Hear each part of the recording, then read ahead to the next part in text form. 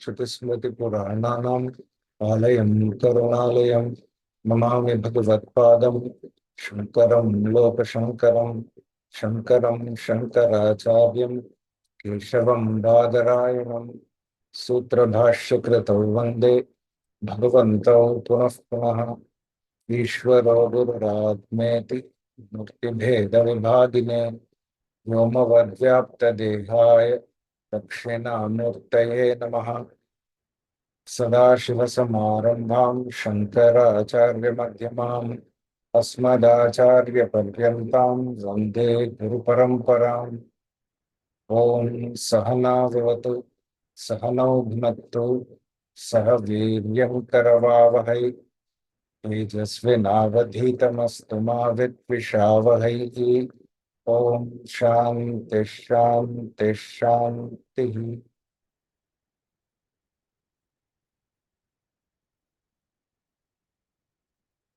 We are looking at verse number 24.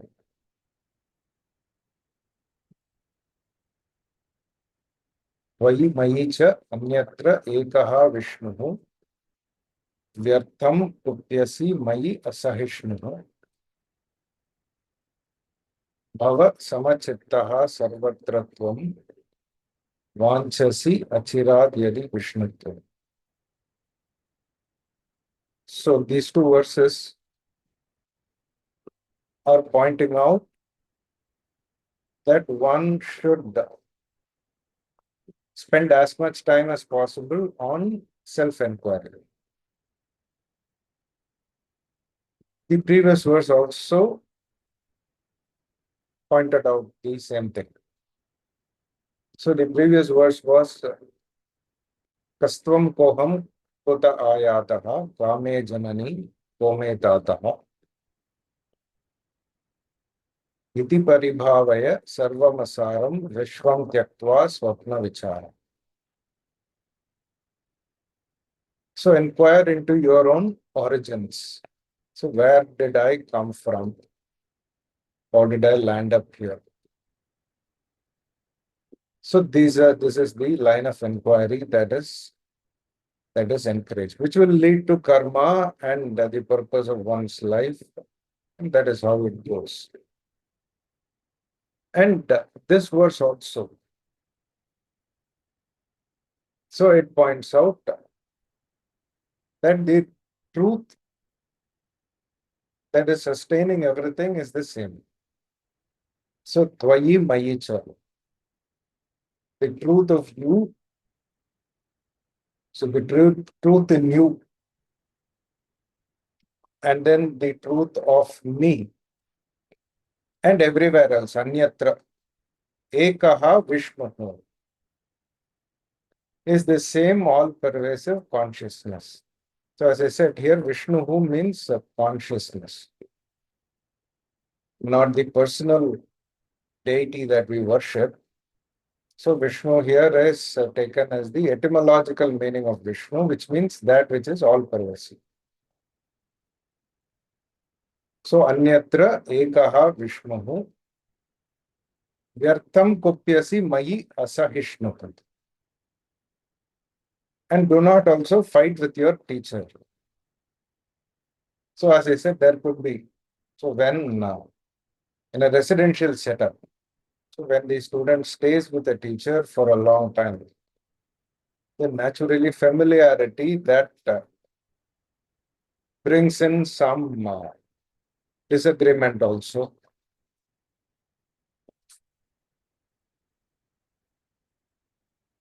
So do not fight with your teacher. So vyartham kupyasi mayi asahishnuti. Bhava samachittaha sarvatra tvam. Always remain composed. So bhava samachittaha in all circumstances. Sarvatra tvam vanchasi yadi achirat vishnutvam. If you really want to gain the absolute knowledge.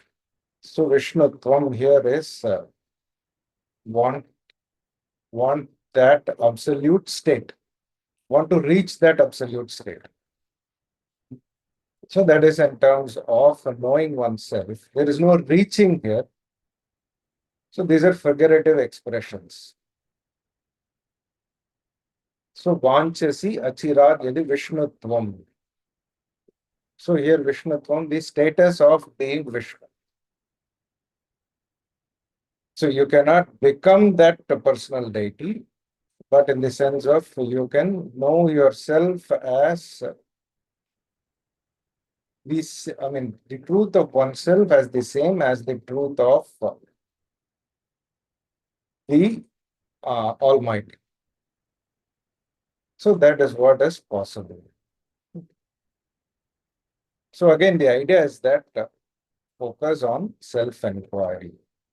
Don't waste your time unnecessarily. So utilize the precious time given on this earth. So that is the idea, that's the way.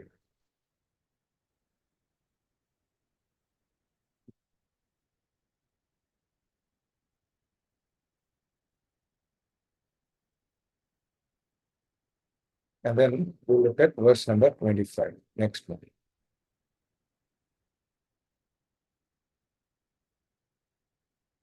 Shatrau mitre putre bandhau ma kuru yatnam vigraha sandhau sarvasminnapi pashyatmanam sarvatrutsrija bheda jnanam shatrau mitre putre bandhau ma kuru yatnam vigraha sandhau सर्वस्मिन्नपि पश्यात्मानं सर्वत्रोत्सृज भेदाज्ञानम्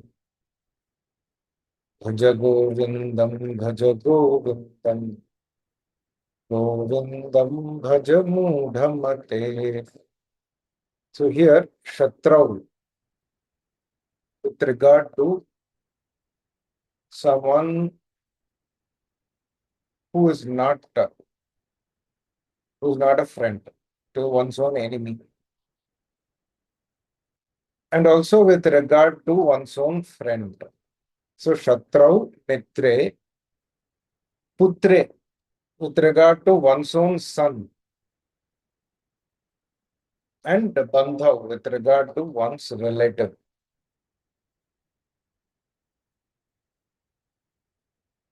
Do not waste your time unnecessarily on these people. So do not obsess over them. Ma kuru yatnam vigraha sandhav. So do not waste your time either improving the relationship or building the relationship or going after them, getting back at them if it is an enemy. Because a lot of time is spent in these efforts. So he says both are useless. Both are not helpful. So vigraha means fighting, and sandhi means making relationships. So vigraha sandho. So this can be a little controversial. So why should I not spend my time building friendships or building relationships? So here the idea is that they are very, if the friendship is just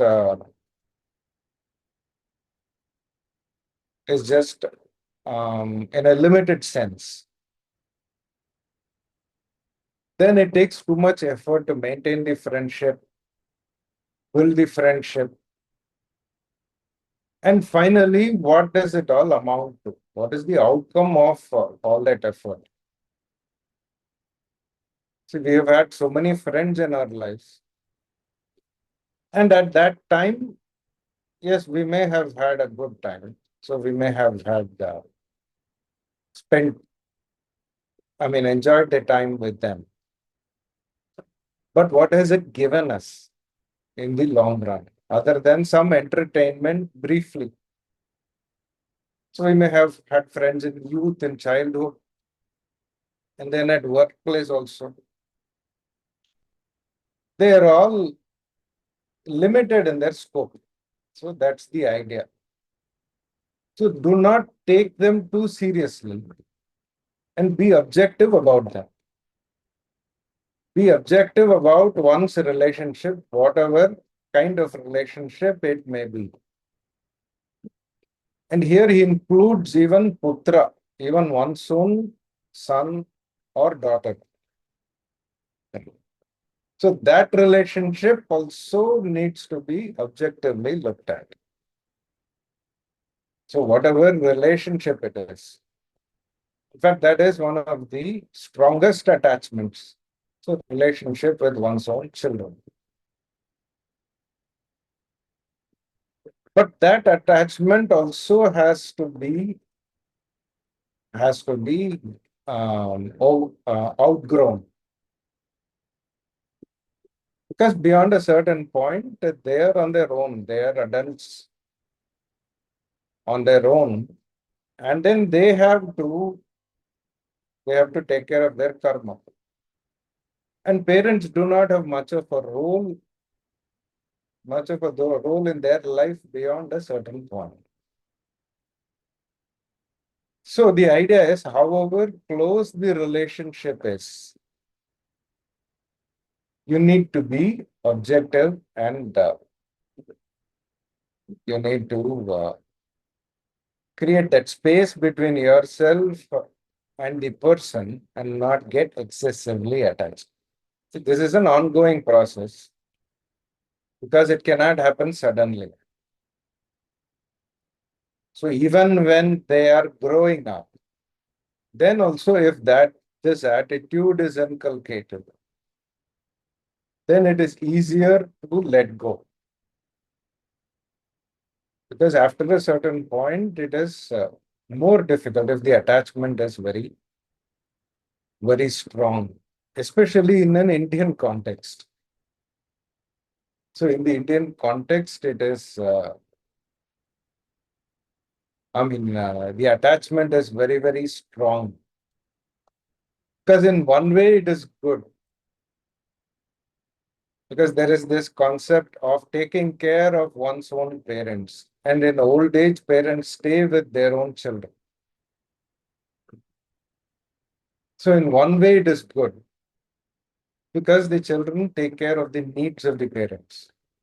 But from the other side, if the attachment is very strong,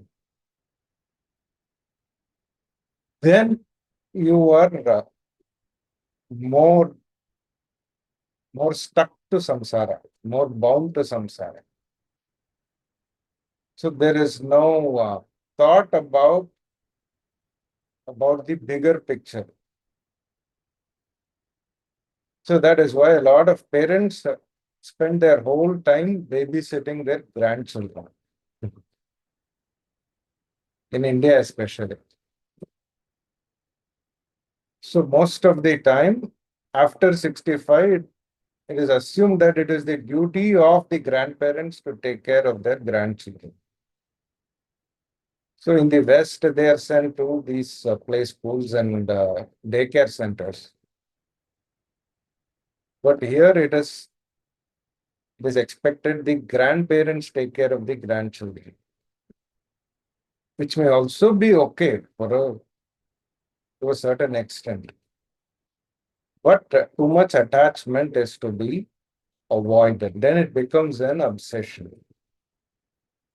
So Shatrau Mitre, so with regard to one's own enemy, if it is one's own enemy, then a lot of time is spent on getting back at the enemy. So trying to destroy the person in some way or the other. If someone has that kind of animosity with someone, So Shatrau, Mitre, with regard to one's own friend, too much friendship and too much focus on friendship is also not a good thing. So some people cherish friendships excessively. Friendships are okay, but beyond a certain point, it is not. It's not very helpful. So it's not very useful.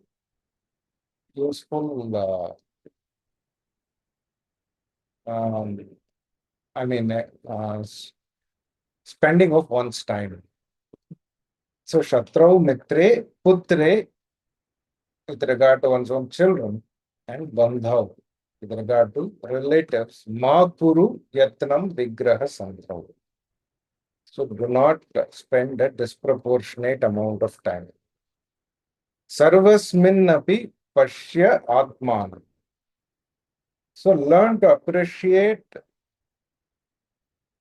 the truth of yourself in everything that you see. So in the sense that what you see is only a limited appearance. So what you see is something that is short-lived, that doesn't last for too long. So whether it is a human being or whether it is something else. So what you see is only the physical form, physical appearance. But there is much more than the physical appearance. Learn to appreciate the truth behind the physical appearance. So how do I learn to appreciate the truth behind the physical appearance? Only by studying the Shastra. So because the physical appearance is very um, enchanting. The physical appearance, one is the natural tendency of a person is to be connected primarily to the physical appearance. So whatever relationship one has, so look at the meaning behind those relationships and not just the superficial layer alone. So sarvasmin api pashya atmanam sarvatra utsrija bheda jnanam. And sarvatra, everywhere, utsrija. So get rid of bheda ajnanam, the sense of differentiating one from the other in terms of the absolute reality. So the difference is only in terms of transaction. So you cannot get rid of differences completely. Transactionally, one will have to deal with differences. So, but if the differences are taken as absolute, which is what happens when one does not understand the absolute reality behind the appearances. So, taking the appearances to be absolute and not considering the reality behind the appearances, then that holds one back in samsara. So that binds one to samsara. So sarvatra utsrija bhedajnanam. So give up the absoluteness that you attribute to various objects in the creation. See, relationship also, they become a problem if we take them to be absolute. We know they are not absolute, but the way we look at them as trying to cling on to relationships, hold on to relationships, and then suffer when the relationship is not there. Sometimes suffer when the relationship is there, sometimes suffer when the relationship is not there. So all this happens because one takes the person, people to be absolute. So one understands that it is not absolute, then it is easier to grow out or so easier to be objective about that. So sarvatra utsrija bheda ajnanam.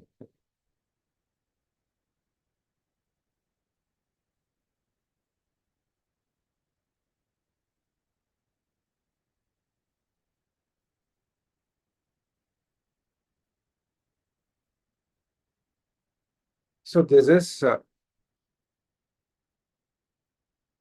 verse number 25. Shatrau mitre putre bandhau ma kuru yatnam vigraha sandhau sarvasminnapi pashya atmanam sarvatra utsrija bheda ajnanam.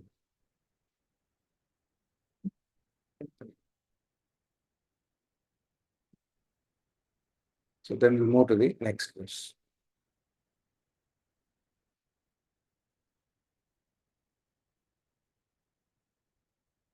So verse number 26. Kamam krodham lobham moham त्यक्त्वात्मानं pashyati soham आत्मज्ञानविहीनमूढाः ते पच्यन्ते नरकनिगूढाः कामं क्रोधं लोभं मोहं त्यक्त्वात्मानं पश्यति सोऽहम् आत्मज्ञानविहीनमूढाः ते पच्यन्ते नरकनिगूढाः. So here he talks about the enemies of this knowledge of the human mind. So there are supposed to be 6 enemies of the mind: Kama, Krodha, Lobha, Moha, Mada, Matsarya. So here he mentions 4: Kama, Krodha, Lobha, Moha. But the other 2 can also be included. So Kama is desire, obsession, obsessive desire. Krodha is anger, various shades of anger. Lobha is greed. Moha would be lack of clarity. Mada would be excessive pride. And then Matsarya would be jealousy. So these are the 6 biggest enemies of the human mind. So here it is advised one has to fight these enemies, or one has to give up these enemies of the human mind. Interestingly, the same thing we are seeing in the Gita also. So Lord Krishna said at the end of the 16th chapter, he said that these are gateways to self-destruction.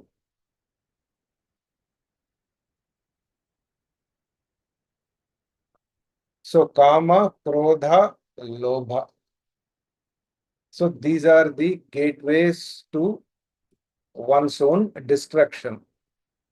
So that's what Lord Krishna said at the end of the 16th chapter.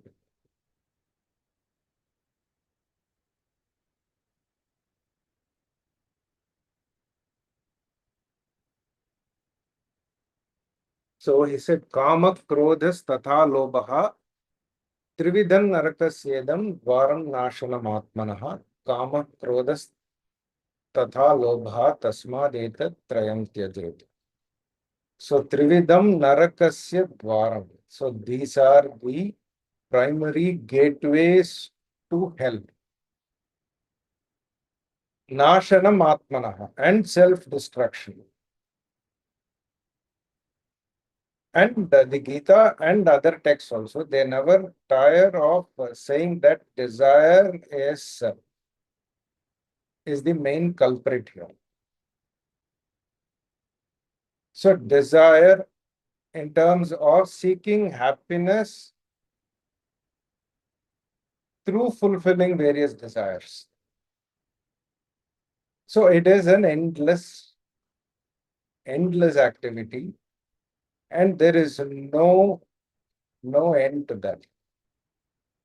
The only way out of this vicious cycle is to give up desire.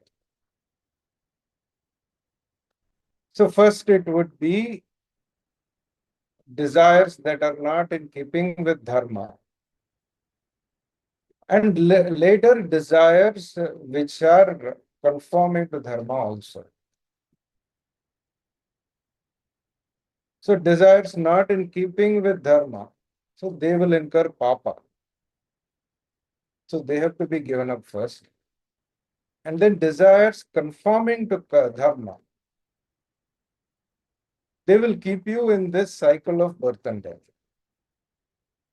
So they will keep one in samsara. They will not help get out of this cycle of samsara. So that is why this is repeated again and again. So here also, he says, Kamam, Krodham, Lobham, Moham.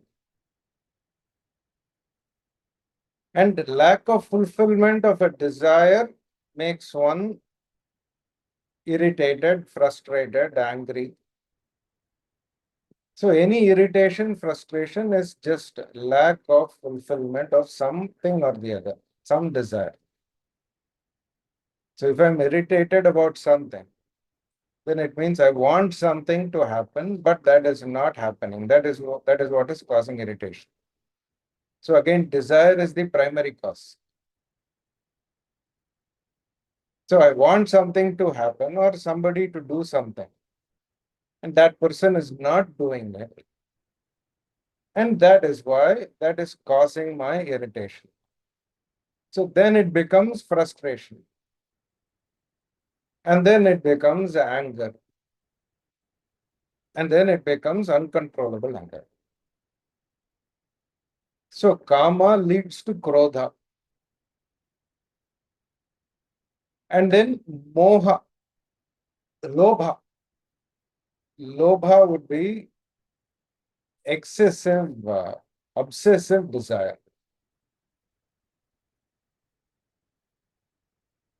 To the point of taking it to the extreme. So greed, extreme greed. Trying to possess or cling on to things that I don't really need. So no idea where to stop. So first, I want certain amount of wealth. Then I cannot stop with so much wealth. So I want more. But I don't really need that much. What will I do? So I can give various justifications for that. But the truth is that most of what I earn or what I possess, I don't need most of it. I need very little and I can be happier with very little of what I have. Doesn't mean I should not possess anything. But this excessive desire, obsession over possessing things, buying things, lobha. that is a sign of mental mental illness. So here all these they are said to be enemies of the mind, but in other words, you can also say that they are signs of mental illness. So kama is not a desirable thing. So desire is not very helpful. And then krodha is also a mental illness, not at this level of madness, but still. So it is a mental disorder. And lobha, excessive greed. And moha. Moha would be a lack of clarity, lack of purpose. And being confused. Confused about what should be done, what should not be done.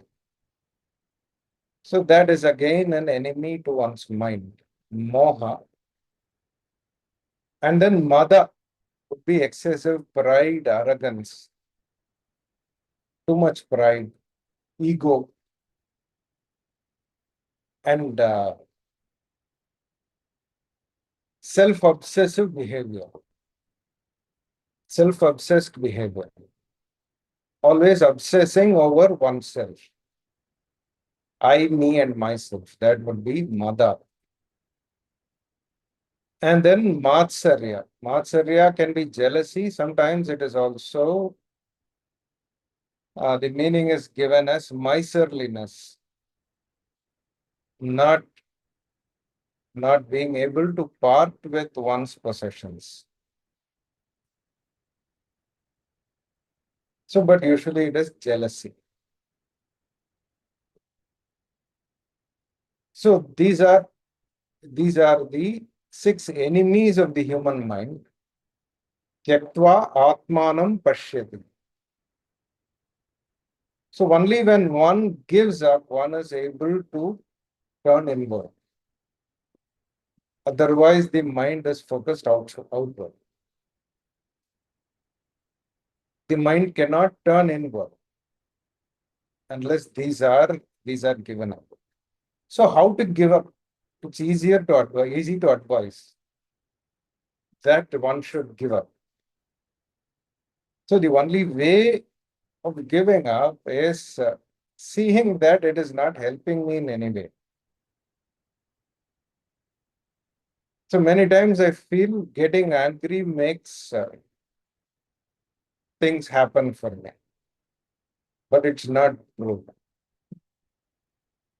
So getting angry never accomplishes anything. And desires, fulfilling desires makes me happy. They don't. Even the happiness is very short-lived. So one has to see through the defects in all of this. Then the mind learns to give up. Mind automatically gives up. So like kama, one has a liking for sugar.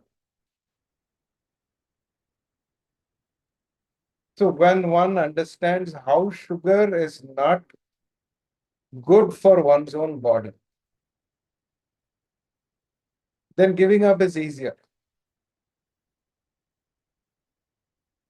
So there is not much effort involved because the mind has been convinced. So the mind has to be convinced to give up desire. The mind has to be convinced to not be always thinking about the future. So live in its own whims and fancies and imaginary world that it has created for itself. So that is how these are overcome. These enemies are overcome by inquiry again, by examining whether they are really worth it. So kama is definitely not worth it. Then one finds that I can be happy even without fulfilling any desire. I don't need to fulfill anything, to fulfill any desire to be happy. But even to understand that takes a lot of thinking. So it takes a lot of inquiry. So I don't need to fulfill any desire to be happy. So desires are um, only pulling me in various directions, making my mind restless. So that one needs to see. Then the mind automatically gets rid of them. Similarly, krodha, lobha, greed also needs to be inquired into. Moha. So all of them need to be inquired into. People generally don't inquire. So because you are just going with what the mind tells you to do, there is not much of inquiry. Some desires are so strong that it is impossible to separate yourself from them. So the mind justifies. So that's why he says, Tyaktva Atmanam Pashyati Soham. So giving up all of this, Atmanam Pashyati, one sees the truth of oneself. So Atmanam Pashyati, Saha Aham, as I am that. So Saha Aham.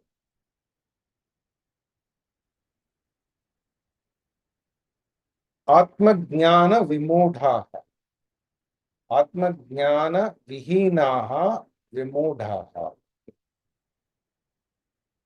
So those who do not have this knowledge, those who are devoid of this knowledge, so they are called as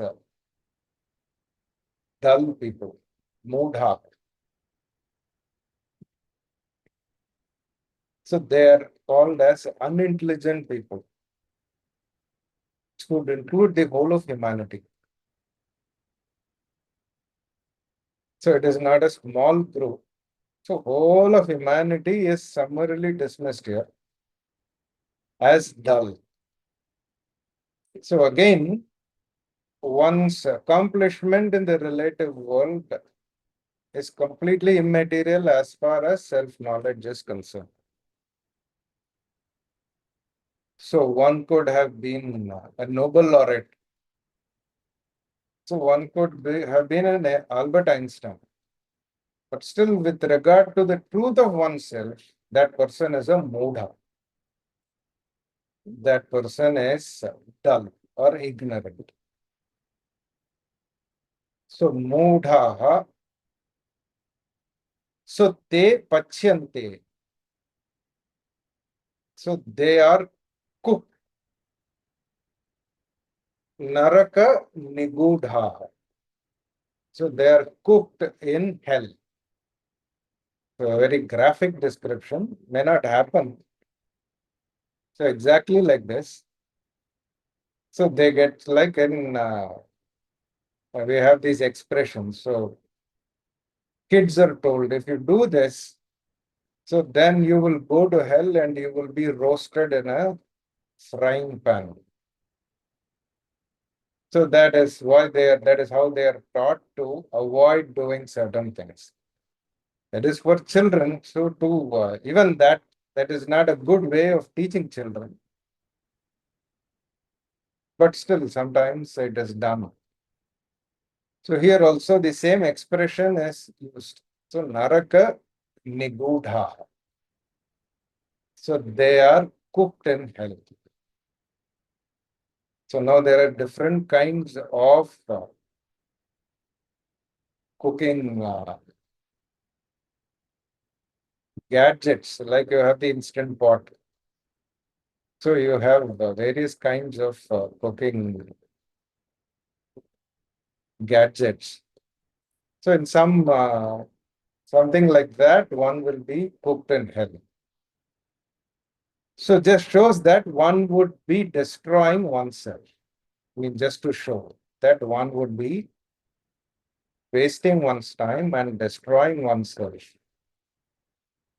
If all the time is spent on kama, krodha, lobha, moha. Most of our time is spent like that. So this may sound like too harsh a statement to make. So, but when I look at it, so how much time am I really spending on inquiry? Very little.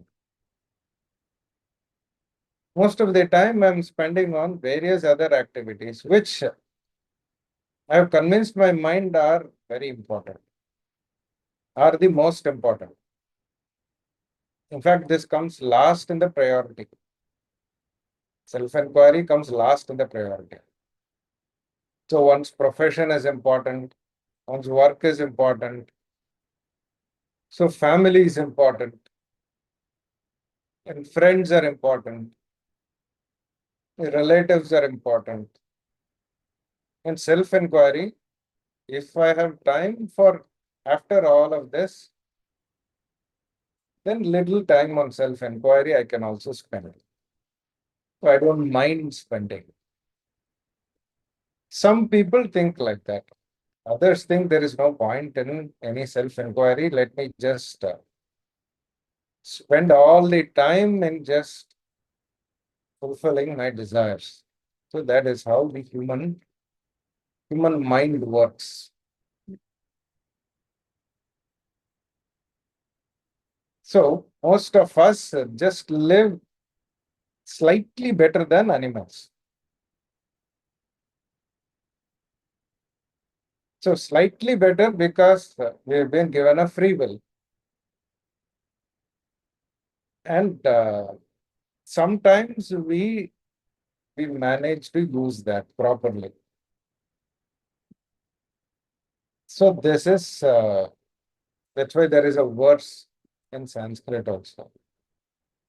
So ahara nidra bhaya maithunam cha सामान्यमेतत् पशुभिर्नराणां बुद्धिर्हि तेषाम् अधिको विशेषः बुद्ध्या विहीनः पशुभिः समानः. So these four activities are common for a human being and an animal. What? Ahara, food. Nidra, sleeping. Bhaya, having some kind of fear or the other. So all of us have. So animals also have. And then maithunam. So the desire to have a physical relationship and then reproduce. So that desire is very innate for every animal, including human being. So with respect to all of this, there is no difference between a human being and an animal. The only difference is buddhi, the free will, the capacity to think a little more than what an animal does. Because a cow is born a cow and dies as a cow and does the same thing throughout its life. So however powerful the animal is, whether it's a lion or a tiger. So lion or tiger does not seek to improve its life. If it's in a forest, then it will be happy living in the forest, same forest. It will be happy if we leave it alone. Sometimes we don't leave it alone, leave them alone. But if left alone, they are happy. But human being has the free will. So there is that constant intent or desire to improve one's life. And all that effort only goes in improving or increasing one's luxuries. And sometimes one tends to think of something more. So about the truth of one's existence. So use the buddhi properly. But most of the time, it is only for increasing one's physical comforts. So, and if we look at our life also, all the time is spent only on that. It is focused at the physical level, not much beyond that. So that is why he says people who are just obsessed at the physical world,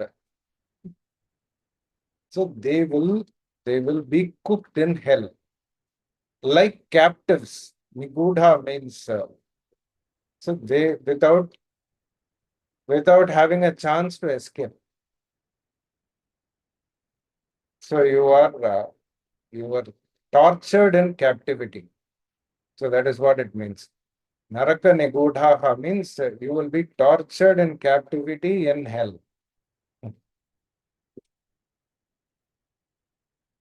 So just to drill the message home, that's all. So nothing, it has to be taken figuratively, not absolutely, but just to drill the message. So it is said like that.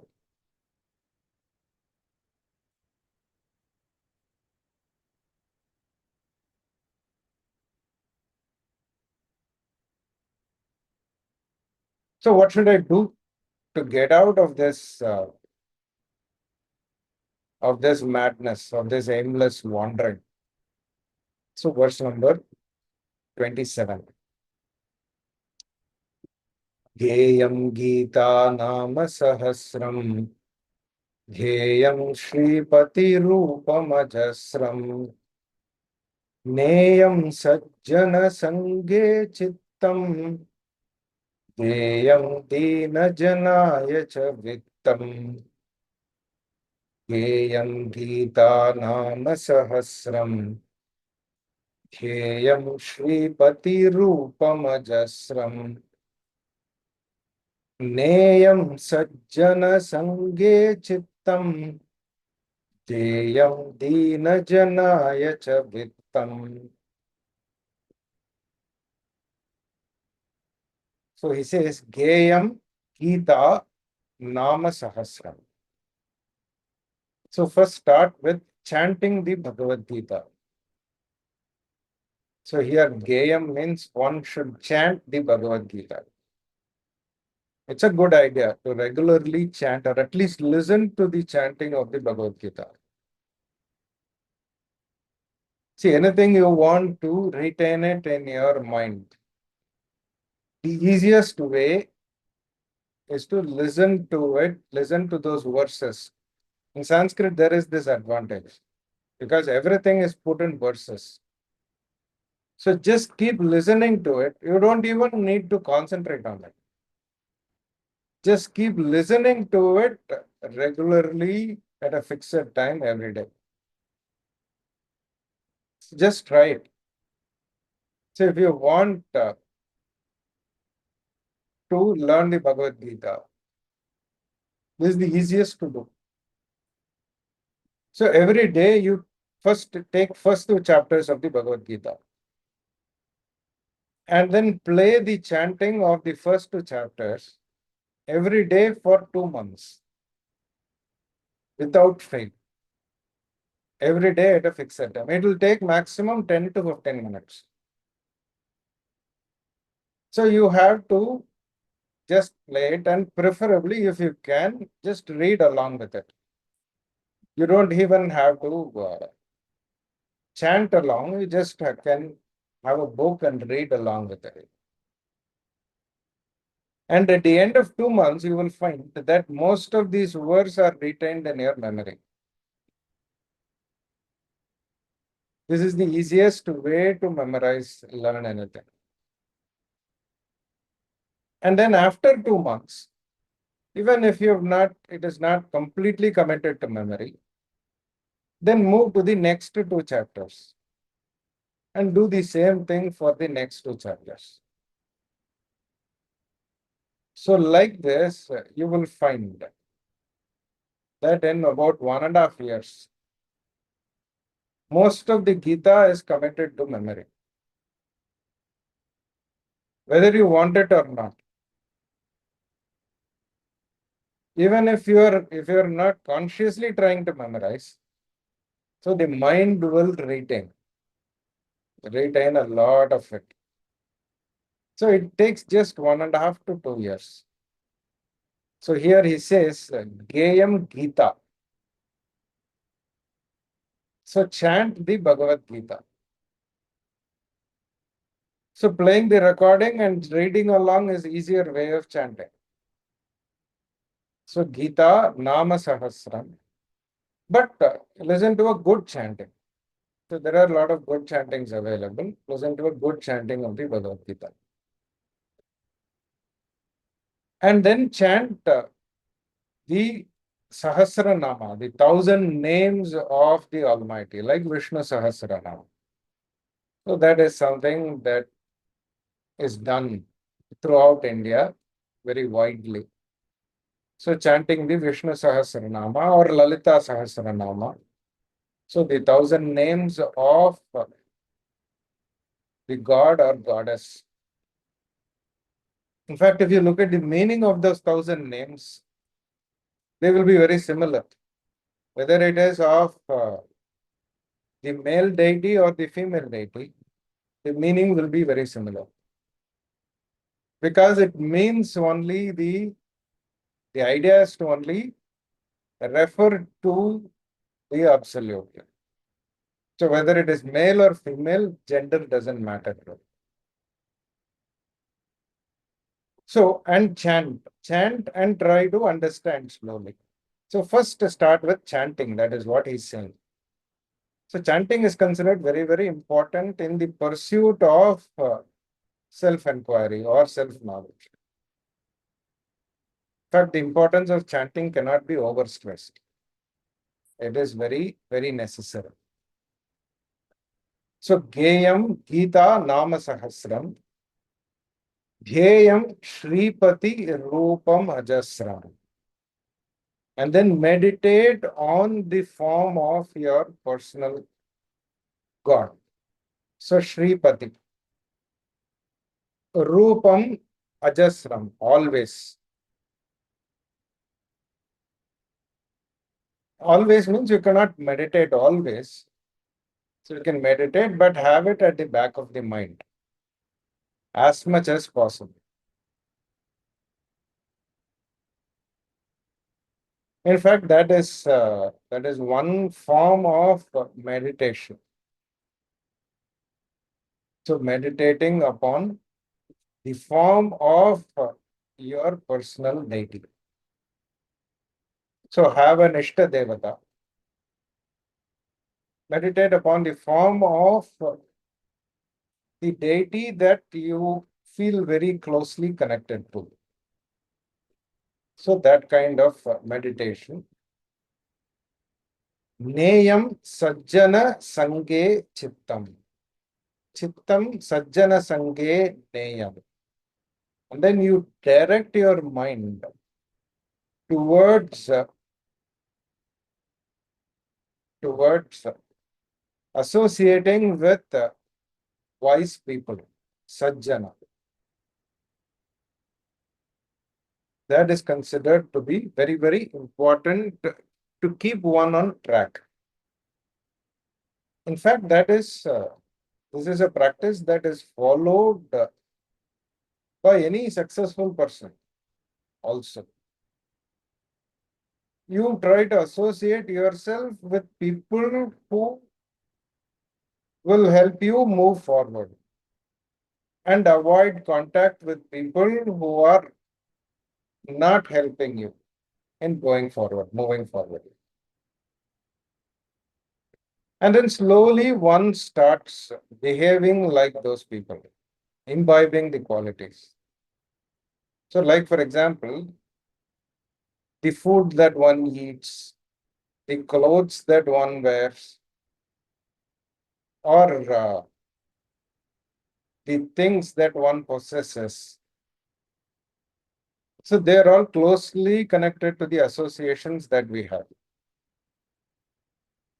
So if someone we know is having something, then we get to know about it. Someone we want to be associated with, then we try to live like that person. Sometimes people have their own role models. So that is why a lot of merchandise is on these supposed role models. So sportsmen or politicians. So people who are supposedly successful, so they are all designed around them and they are made to market.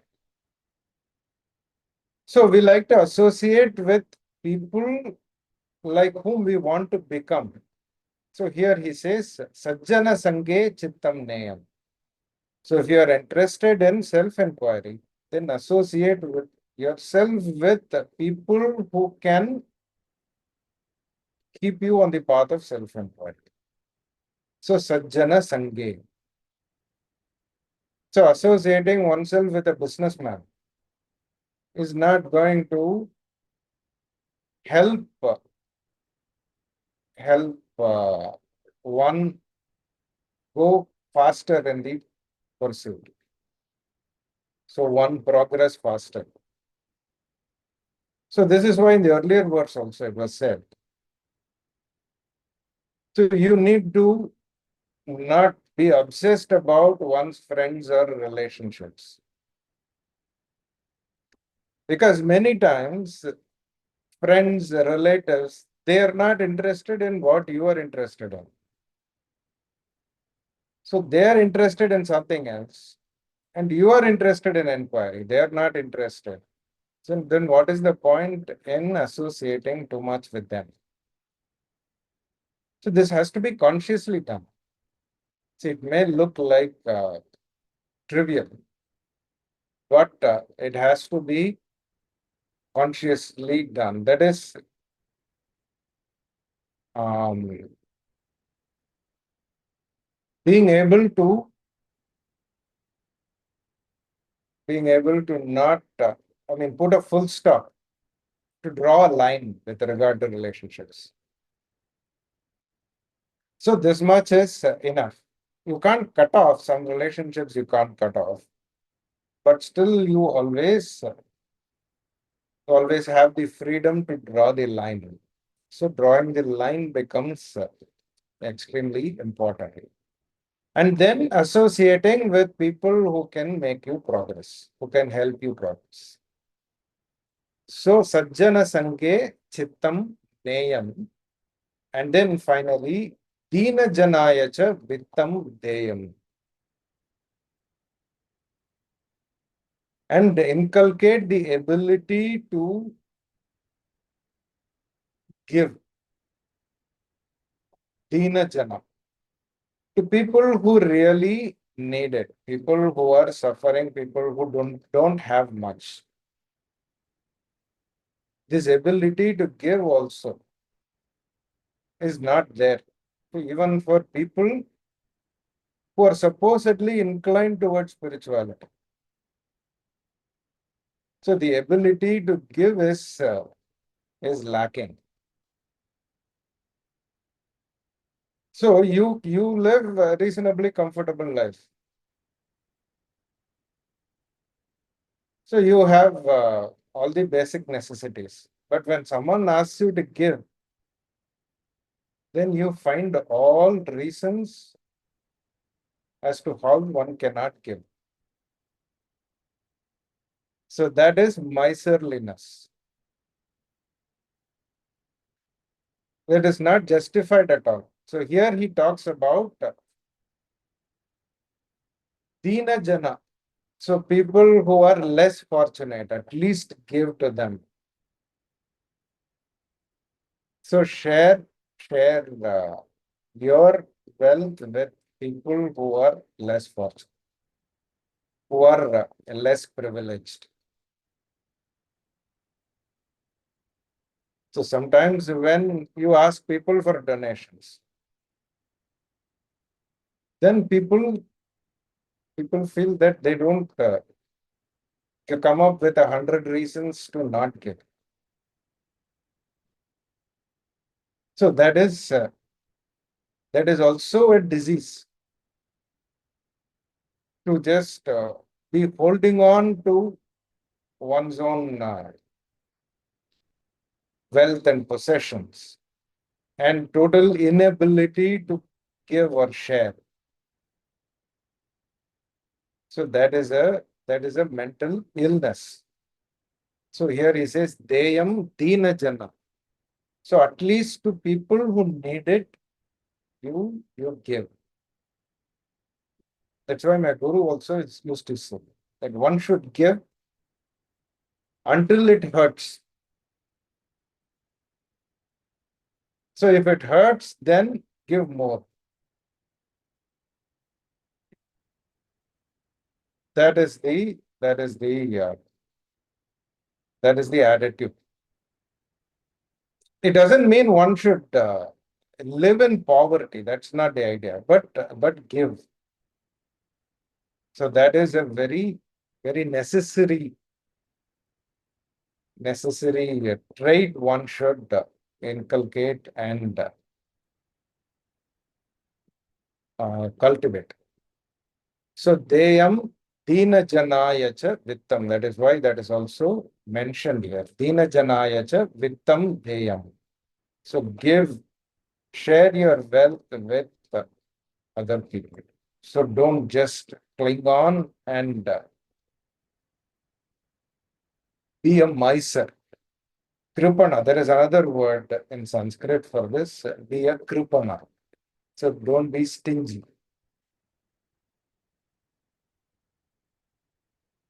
So we'll stop here and continue. Om Purnamadav Purnamidam Purnat Purnamudachyate Purnasya Purnamadaya Purnamevavasishyate.